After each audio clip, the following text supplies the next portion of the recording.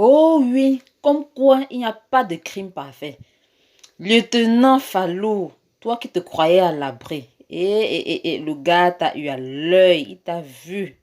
Il y a un témoin là. Tu vas courir aller expliquer au commissaire Jim pour qu'elle résolve encore le problème. En tout cas, ton cauchemar a commencé. Tiens-toi prêt.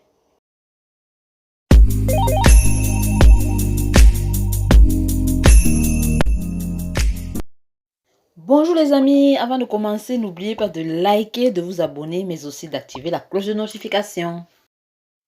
Mike. Oh, le Duga, mais qui a peur de l'intérieur.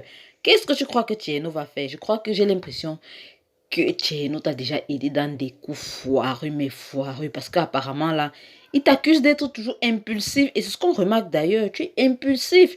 Tu ne réfléchis pas des fois avant d'agir. Toujours prête à bondir, toujours prête à réagir sans analyser la situation autour de toi. Et là, on te parle et tu vois déjà le sang qui va couler. Non, Mike, réfléchis un peu.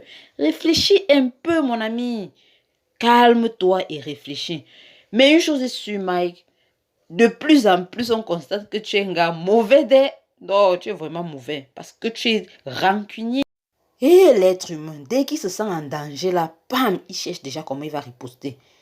Quitte à se salir les mains avec du sang humain. Non, Mike, n'exagère pas.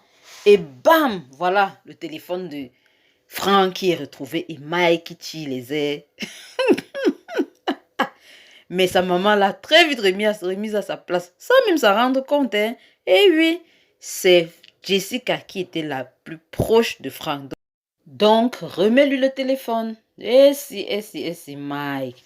Tu fais les yeux comme ça, là, les clins d'œil à Moussa Jah, c'est toi qui as gagné, mais ta maman t'a eu. Hein. Vraiment, cet acte-là, si elle savait, si Mélanie savait ce qui était derrière, dans tous tes gestes de témoignage, patati patata, on t'aurait cru. Hein. Et Mokhtar, l'ami de Franck, qui revient sur scène. Eh oui, ça veut dire qu'un nouveau chapitre s'ouvre là. Vous vous souvenez que c'est à lui que Franck a laissé le plus gros secret de Mélanie Gradel? La clé. La clé. Souvenez-vous. Là, on a l'impression il en veut à tout le monde. Surtout à Moussa, c'est curieux. Il a accusé Moussa d'avoir amené Franck sur ce terrain de bataille là. Alors peut-être il n'aurait pas voulu ça pour Franck. Oh, Moussa va un peu se sentir coupable, mais bon.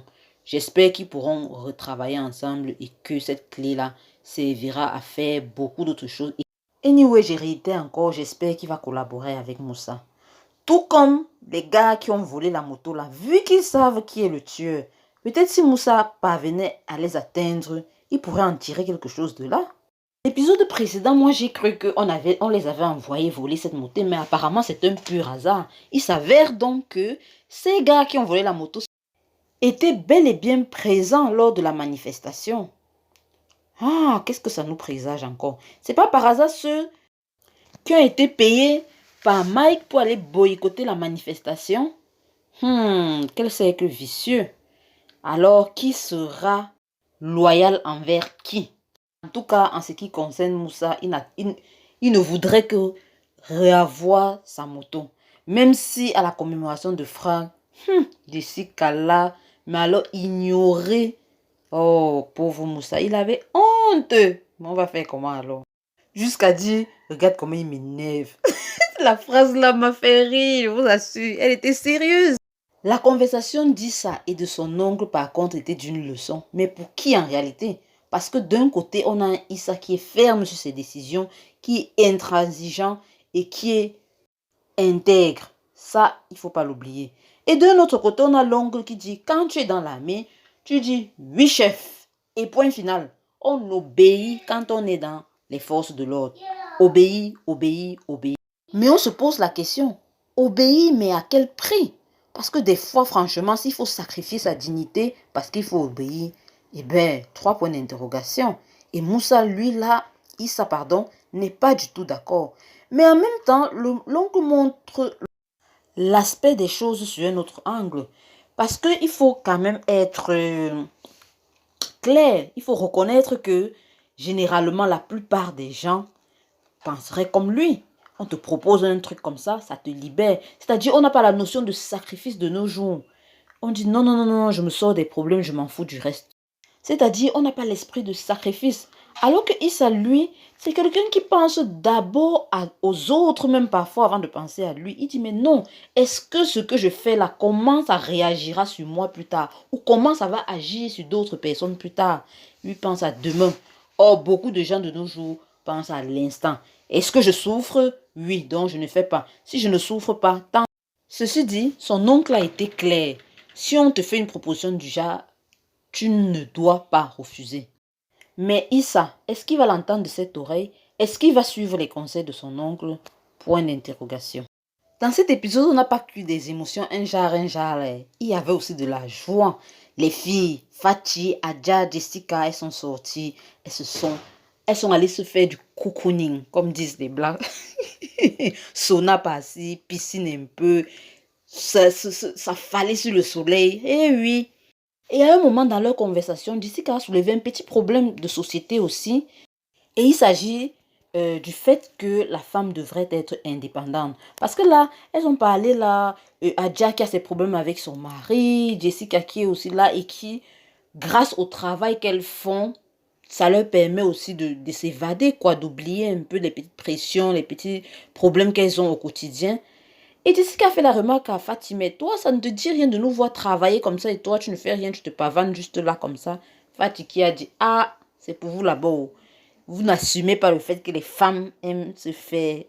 Et encore, les femmes aiment qu'on prenne soin d'elles. Du moins, elles aiment quand les hommes prennent soin d'elles. C'est ce que Fatih dit, c'est comme ça que Fatih fonctionne. Mais il a lieu de se poser quand même des questions. Si demain ces hommes-là ne sont pas là, comment tu fais? Réfléchissez, dites-moi en commentaire ce que vous pensez de cette thématique. La femme doit-elle être automatiquement indépendante? Et puis après, lorsqu'elles sont chez Jessica en train de faire le compte de ses marchandises, en train de papoter, Fatih toujours là, la paresseuse, en train de se faire belle, se regarder et tout pendant que les autres travaillent. Ah, Mélanie arrive, Mélanie Gradel, et elle demande aux jeunes filles de les laisser seules. Elle voudrait parler à Jessica. C'était une conversation très profonde car Mélanie a démontré, ou du moins a manifesté l'envie vraiment de changer les choses, de changer son mode de vie, son fonctionnement, au point où elle a avoué à Jessica qu'elle est même en train de déléguer le travail à Tierno Seydou. En gros, Mélanie est en quelque sorte en train de se racheter. Elle essaie de recoller les morceaux comme lui avait proposé Paul, son mari. Car il a dit, tu sais, fais tout pour renouer cette famille. Sois encore plus proche de tes enfants, en particulier Jessica. Parce qu'avec Mike, là, on ne sait pas trop comment ça. On ne sait pas s'il avait sa maman fort là, ou c'est qu'il joue un jeu. Bref, il a l'air de ne pas avoir trop de problèmes, quoi. Et en gros, comme Jessica le lui a rappelé, maman, fais tout pour arranger la situation, au moins pour papa et moi. Et Mélanie l'a rassuré que non, je suis sur le bon chemin. J'essaye, je mets vraiment tout en œuvre pour qu'on puisse passer plus de temps ensemble. Disons que la conversation était assez chargée d'émotions. Il y a eu un petit, mais un tout petit comme ça, espoir qui est né entre la fille et la mère, ou du moins entre la mère et la fille. Espérons donc que ça dure. Les amis. Mais est-ce que vous ne voyez pas aussi que Madala, la secrétaire de Prince, là, elle exagère un peu, elle fait du forcing là. Mais Prince lui-même, il ne voit pas son jeu. Parce que c'est comme ça que ça commence. Hein. On commence un peu à raconter les petits problèmes du foyer, petit à petit. C'est comme ça de fil en aiguille. On se rapproche, on devient très intime. Et vous imaginez la suite, quoi. Sinon, pour le moment, Prince a été très évasif. Et en quelque sorte, a été aussi assez clair dans sa façon de parler. Genre, il aime sa femme et qui vraiment, il met son couple au-dessus de tout. On espère juste que Mada a compris et qu'elle va laisser, elle va laisser. Parce que là, elle m'a l'air d'une femme très tenace et qui sait convaincre. Ou du moins que quand elle s'est fixé des objectifs, elle va jusqu'au bout. Hein. Prince, à toi de faire attention, ne tombe pas dans le piège. Parce que demain là, ça sera le scandale. On ne saurait terminer cet épisode sans parler de l'action d'Aminata qui n'a mené nulle part son enquête en fait, car elle est allée chercher le dossier dont lui avait parlé Maître Dabo, d'Etienne Diatta, et on lui dit là-bas que malheureusement c'est dossier classé quoi. Confidentiel, c'est un dossier classé confidentiel. Elle a même dû rentrer demander à Moussa si lui en tant que journaliste ne pouvait pas un peu creuser sur l'affaire. Mais Moussa a dit mais non, moi je peux même pas, si toi déjà tu n'arrives pas à avoir accès à ça, c'est pas moi le journaliste qui... C'est mort quoi. On espère donc qu'ensemble avec le collègue de Moussa, à qui elle a demandé aussi de l'aide, ils pourront trouver quelque chose de solide, soit sur ce Etienne Diatta qu'autre chose. Alors les amis, avec Marodi qui est toujours plein de surprises, on se retrouve très prochainement dans le nouvel épisode. Ciao ciao!